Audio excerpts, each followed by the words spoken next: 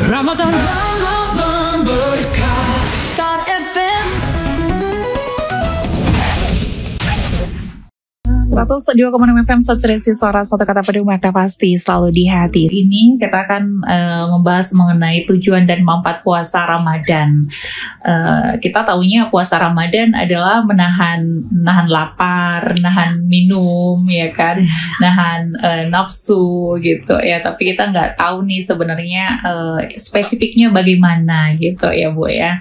Karena kita juga tahu nih memang bulan Ramadan ini merupakan bulan yang sangat dirindukan ya, apalagi untuk umat muslim Bu ya. Bukan hanya di Indonesia, bahkan di seluruh dunia ya, yang beragama Islam tentunya ya. Nah, bagaimana nih Bu manfaat puasa itu untuk kita gitu? Baik, sebelum kita bicara tentang manfaat ya, tentunya kita harus pahami dulu bagaimana sih sebetulnya puasa ini ya. Kalau kita bicara puasa, tentunya sudah sering kita dengar ini kembali ke dasar atau dalil yang menjadi landasannya, yaitu di dalam surah Al-Baqarah ayat 183. Di dalam ayat tersebut Allah berfirman, ya ayyuhalladzina amanu kutiba alaikumussyam kama kutiba alal ladzina min qablikum la'allakum tattaqun.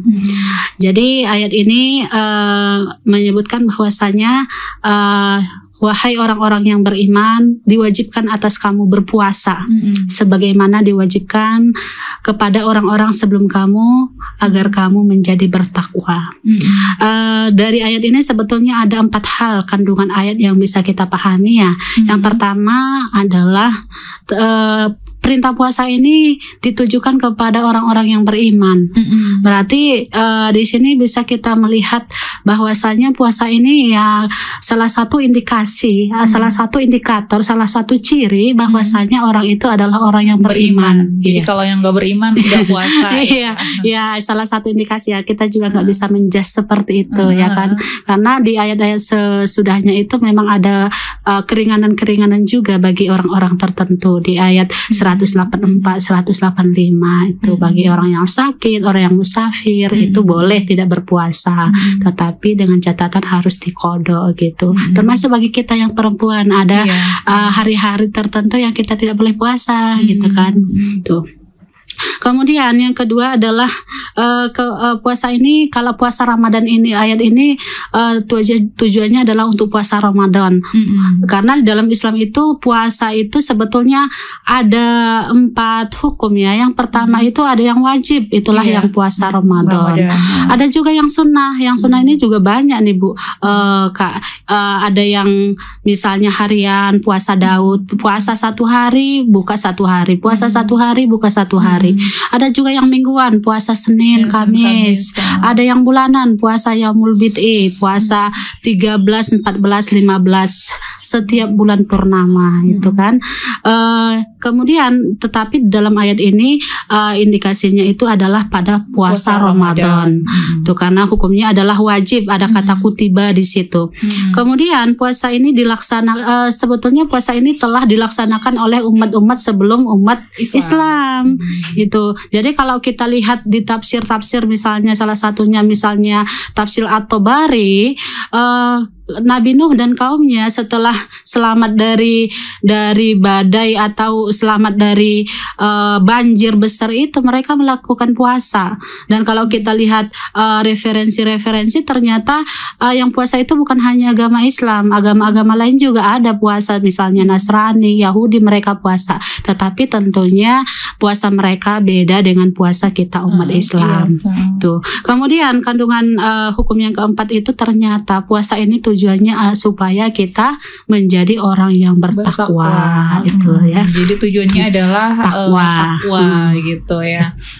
Nah, sahabat Star FM, sebenarnya juga kita melaksanakan perintah Allah itu karena kita bertakwa ya. Tujuannya adalah takwa gitu ya. Sebagaimana kita ketahui juga takwa ini adalah dengan arti menjalankan perintah Allah dan meninggalkan larangannya gitu ya. Nah, kalau untuk tujuan puasa mencapai derajat takwa itu seperti apa juga?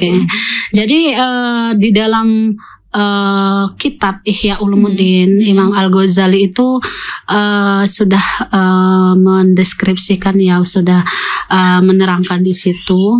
Ternyata puasa itu kan ada tingkatannya. Ada yang hanya tingkatan fikih, mungkin dari segi zahirnya saja. Itulah yang diistilahkan dengan shaumul umum. Shaumul umum itu adalah puasa orang awam. Puasa orang awam itu adalah kaful badni wal farji anis syahwat. Bahwasanya kita hanya menahan puasa dari makan, minum dan hubungan suami istri. Tetapi di dalam satu hadis dikatakan kamin shaimin laisa lahu illal ju' wal atos. Bahwasanya banyak dari orang-orang yang berpuasa itu mereka hanya mendapatkan lapar dan dahaga, tetapi tidak mendapatkan nilai-nilai atau hikmah dari puasa itu sendiri, bahkan tidak dapat pahala gitu. Tetapi kalau menurut fikihnya sudah lepas, selama dia tidak makan, tidak minum, tidak melakukan hubungan suami istri, dia sudah dikatakan sah puasa. Tuh. Tetapi kalau segi hakikatnya itu belum puasa namanya, karena yang selanjutnya adalah puasa shaumul khusus. Puasa khusus itu adalah kaful semua anggota badan kita, menahan puasa atau menahan semua anggota badan kita dari hal-hal yang bermaksiat. Jadi kalau misalnya kita puasa nih, tidak makan, tidak minum, tapi maksiatnya jalan terus, kayak kita perempuan nih, gibahnya jalan terus, gosipnya jalan terus gitu tuh, bohongnya jalan terus gitu tuh. Jadi itu hanya, kalau dalam hadis itu hanya mendapatkan lapar dan dahaga saja, tetapi tidak dapat pahala. Tuh, ada lagi tingkatan yang ketiga yang lebih bagus lagi, yaitu bukan hanya menahan lapar, haus, kemudian dahaga, hubungan suami istri, dan menahan anggota badan dari maksiat, tetapi juga menjaga hati dari cinta terhadap dunia. Jadi istilahnya ketika kita puasa itu ya latihan semua, bukan hanya latihan fisik, mencegah diri kita dari hal-hal yang bersifat dunia, makan minum, tetapi juga menjaga hati kita dari terlalu cinta terhadap dunia, kayak inilah pangkat, jabatan, semuanya. Itulah termasuk puasa itu menurut Imam Al-Ghazali. Jadi kita termasuk yang mana nih di tiga tingkatan itu? Yang tahulah kita ya. Kalau kalau minimalnya lah tingkatan kedua kalau maunya kedua, ya kan. Jangan tingkatan pertama tuh kayak gak ada manfaatnya gitu ya. Cuma kita kayak merugi aja gitu ya. Masa sih cuma menahan doang gitu kan, gak dapet pahala, gak dapet apa-apa gitu ya.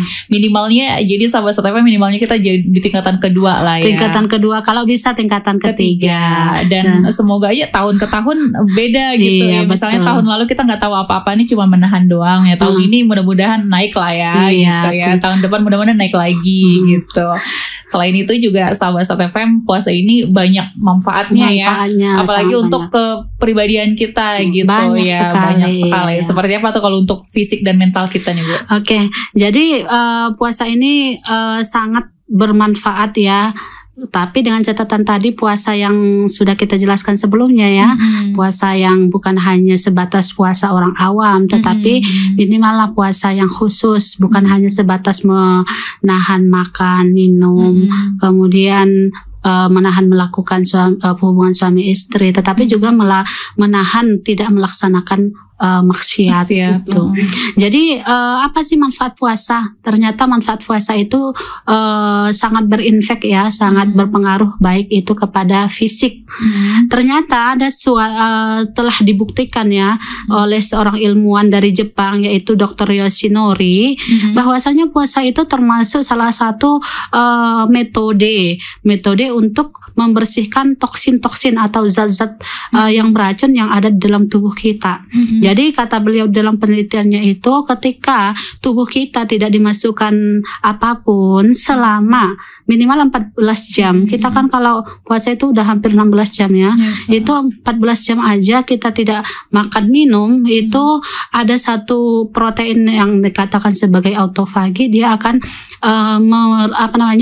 membersihkan toksin-toksin atau zat-zat beracun yang ada dalam tubuh kita. Kita ini kan banyak nih racunnya, dari udara yang tidak sehat, dari makanan-makanan yang tidak sehat itu. Jadi toksin-toksin itu akan dibersihkan oleh protein yang namanya autophagy itu. Jadi itu detox lah bahasanya. Itu dari segi fisiknya. Kemudian dari segi mental ya. Jadi puasa ini kan istilahnya dari segi mental itu banyak hal-hal yang kita batasi. Misalnya kita tidak makan, tidak minum, kemudian tidak marah, tidak melakukan hal-hal yang maksiat. Itu salah satu adalah latihan mental. Termasuk di situ kita dilatih untuk kedisiplinan. Kalau kita puasa kan harus ada tuh waktunya. Mulai dari fajar. Misalnya fajar itu sudah imsak nih, berarti kita harus berhenti makan dan minum. Tuh, kita harus disiplin kan. Kalau seandainya kita tidak disiplin, tidak mau bangun atau apa, kita akan ketinggalan. Terus itu sampai nanti terbenam matahari. Itu kita tidak boleh makan dan minum dan melakukan hal-hal yang terlarang. Itu termasuk latihan disiplin. Kemudian puasa ini juga salah satu latihan kejujuran. Ini kalau misalnya kita tidak berlaku jujur kan bisa saja orang tidak ada orang di rumah kita ya bisa saja kita minum aja. Tetapi ketika kita puasa itu melatih kita untuk bersifat jujur. Ada atau tidak adanya orang, kita tetap berpuasa. Kita tetap tidak melakukan hal-hal yang membatalkan puasa. Kemudian puasa ini juga salah satu melatih diri kita untuk bersyukur. Kita nih terasa nih puasa, lapar, haus. Nanti setelah buka kita masih bisa makan minum, berarti kita bersyukur. Kemudian puasa ini juga salah satu cara untuk mengendalikan diri. Jadi dengan latihan-latihan tersebut selama 30 hari maka harapannya akan ada perubahan-perubahan pada diri kita, kepribadian kita itu secara psikis atau secara mental. Baik, ya itu secara fisik dan mentalnya ya. Masih ada loh sahabat FM manfaatnya secara sosial dan spiritual. Tapi nanti kita bahas setelah jeda iklan berikut ini. Ramadan berkah Star FM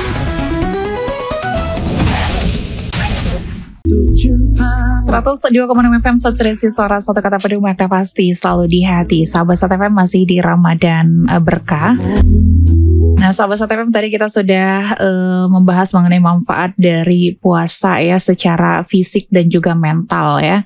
Sahabat Sat FM, sebelum kita lanjutkan nih ya, kita undang kamu untuk bergabung interaktif bersama kami untuk bertanya kepada narasumber kami di sini di line telepon 081291721177 dan juga bisa di komen di live-nya kita yang ada di Facebook dan juga di TikTok ya.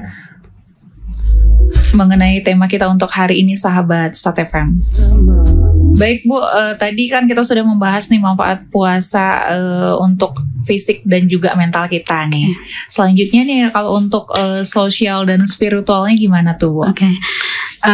Jadi kalau manfaat puasa dari segi sosialnya, jadi dengan kita berpuasa sebetulnya ada hal yang kita rasakan ya, yaitu diantaranya adalah haus dan lapar, dan ini menjadikan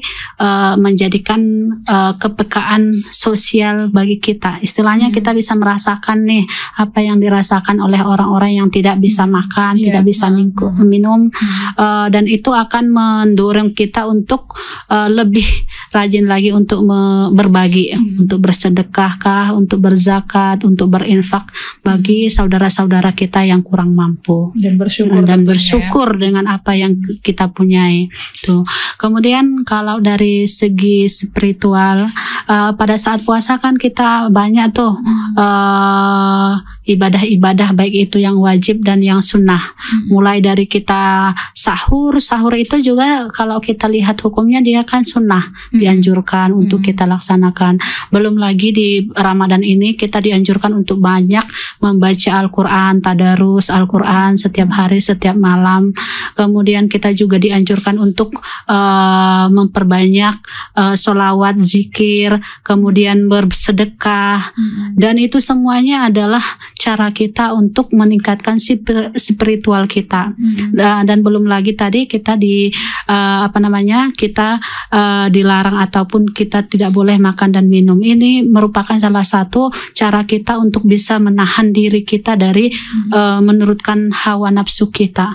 Karena salah satu musuh kita sebagai manusia ini ya hawa nafsu kita. Kalau hawa nafsu ini terus-terusan diturutkan, itu akan membawa kita kepada kehancuran. Maka dengan kita berpuasa itu melatih diri kita untuk tidak menurutkan hawa nafsu kita. Makan dan minum itu pada dasarnya kan dia boleh, tetapi di puasa pada bulan puasa dia dilarang, yang boleh itu dilarang. Maka harapannya pada bulan-bulan selanjutnya setelah selesai puasa kita bisa terhindar bukan hanya dari hal-hal yang dibolehkan, tetapi juga dari hal-hal yang diharamkan. Tuh. Dan kalau untuk kecerdasan kita berpengaruh nggak sih itu dengan puasa?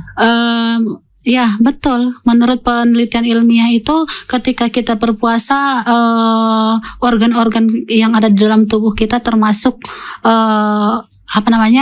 otak kita itu lebih dia lebih lebih cerdas lah dibandingkan ketika kita selalu mengasup makanan dan minuman tiap hari. Tuh. Jadi ketika tadi seperti yang saya katakan di awal, ketika adanya autopagi itu membersihkan toksin-toksin, maka organ-organ yang ada dalam tubuh kita pun dia termasuk otak kita juga dia lebih konsen dan lebih bisa lebih produktif lagi gitu. Jadi gitu ya, selain untuk kesehatan, untuk kecerdasan juga berpengaruh. Iya, berpengaruh. Jadi kalau kamu pengen pintar, puasa gitu. Iya. Sangat berdampak sekali ya sahabat. Kalau pintar itu sebetulnya kan dia bukan hanya satu aspek saja, ada banyak aspek. Tetapi sebetulnya kalau kita lihat ajaran-ajaran Islam itu termasuk puasa, itu mempunyai peran yang penting untuk membangun kepribadian termasuk kecerdasan setiap Muslim itu kan. Karena kalau kita seorang Muslim itu kan kecerdasan itu bukan hanya kecerdasan intelektual saja, tetapi juga kecerdasan emosional dan kecerdasan spiritual. Jadi 3 komponen itu harus bersatu padu, bukan hanya cerdas intelektual saja. Karena kalau cuma cerdas intelektual saja belum tentu istilahnya banyak kita lihat cerdas tapi tidak berakhlak kayak gitu. Makanya 3 komponen itu harus bersatu padu pada diri seorang Muslim. Harus terpenuhi ya. Iya. Jadi sahabat SAT.FM bukan hanya soal pahala yang didapat gandakan di bulan puasa ini, kita juga akan mendapatkan manfaat lain dari menjalankan ibadah puasa. Nah, untuk kesehatan tubuh, kecerdasan, untuk fisik, mental, pokoknya semuanya deh ya. Jadi banyak banget manfaatnya. Jadi janganlah tinggalkan puasa itu ya. Betul. Selain itu berdosa ya, dosanya besar banget karena itu memang perintah langsung dari Allah dan termasuk rukun Islam juga ya Bu. Termasuk rukun Islam ya. Nah, kesimpulan dari tema kita untuk hari ini itu apa Bu? Kesimpulannya puasa itu bukan hanya sekedar puasa perut dan faraj ya, yaitu menahan makan dan minum saja, tetapi puasa itu adalah melatih diri menahan dari segala maksiat, melatih hati jangan terlalu cinta terhadap dunia. Kemudian puasa itu bukan hanya sebatas perintah, tetapi puasa memberikan manfaat yang sangat luar biasa, baik itu bagi fisik, psikis atau mental, kemudian dari segi sosial dan termasuk spiritual. Jadi kita jadikanlah Ramadan ini sebagai madrasah bagi kita, sebagai masa menggembleng bagi diri kita supaya nanti setelah Syawal dan bulan-bulan selanjutnya kita bisa tetap seperti apa yang kita laksanakan pada waktu Ramadan. Jadi kita jadikan Ramadan ini sebagai madrasah, sebagai sekolah, sebagai tempat menggembleng diri kita supaya akhir dari puasa itu bisa kita dapatkan, yaitu kita menjadi orang-orang yang bertakwa. Baik. Tuh. Nah, ini udah ada yang bertanya dulu nih Bu ya, Iya, sebelum kita boleh. tutup acaranya. Halo Kak Febi dan Ibu narasumber, saya Ani dari Padang Sidimpuan. Selamat siang nih ya, udah siang. Selamat siang Ani. Dan mau nanya, katanya Bu, puasa mengajarkan kita untuk menahan diri dari hal-hal yang tidak baik. Bagaimana nih cara agar kebiasaan ini tetap terjaga meskipun Ramadan telah berakhir gitu? Bingung katanya. Iya betul. Jadi seperti yang barusan saya katakan ya, Ramadan ini kan kita puasa nih 30 hari. Jadi di Ramadan inilah kayak kita waktu atau masa penggemblengan bagi kita. Kalau misalnya di Ramadan kita diajak kawan bergosip nih, oh saya lagi puasa gitu tuh kan. Ya hal-hal seperti itu juga kita lakukan juga setelah setelah Ramadan usai, di waktu Syawal ada kawan, ayo kita menggosip, ayo kita apa, ya saya itu tidak boleh. Itu kan termasuk maksiat juga. Di dalam Al-Quran dikatakan kita menggibah itu ya seolah-olah kita memakan bangkai dari saudara kita sendiri. Iya ya. Jadi itu. gimana nih kalau biar konsisten gitu? Kalau konsistennya sebetulnya itu kembali ke pembenahan diri kita sendiri. masing-masing, Iya. ya. Kalau ilmunya kan sudah ada nih, kita tahu tuh kalau itu tidak boleh, kalau itu dosa. Ya kembali lagi nih, meskipun kita perempuan ini agak-agak gimana gitu tuh ya. Agak susah ya. Agak ya harus betul-betul apalah pengendalian diri. Meskipun kadang khilaf juga ya kan. Ya, yang namanya dalam Islam itu ada khilaf, ada lupa, yang akhirnya alurnya kita istighfar dan kita ganti dengan kebaikan-kebaikan yang lain. Tetapi intinya kita jadikanlah Ramadan ini sebagai masa untuk menggembleng diri kita, masa untuk membenahi diri kita. Mudah-mudahan setelah itu Syawal nanti dan seterusnya, bulan-bulan seterusnya, kita tetap bisa membawa kebiasaan-kebiasaan tersebut dan kita menjadi manusia-manusia yang bertakwa. Oke. Ini ada satu lagi nih pertanyaannya. Halo, selamat pagi Kak Febi. Aku dari seputaran Mandeling Natal. Oh, deket nih. Katanya aku mau nanya nih ke ibu narasumbernya, sebenarnya tujuan puasa berdasarkan Al-Quran dan hadis itu apa aja katanya.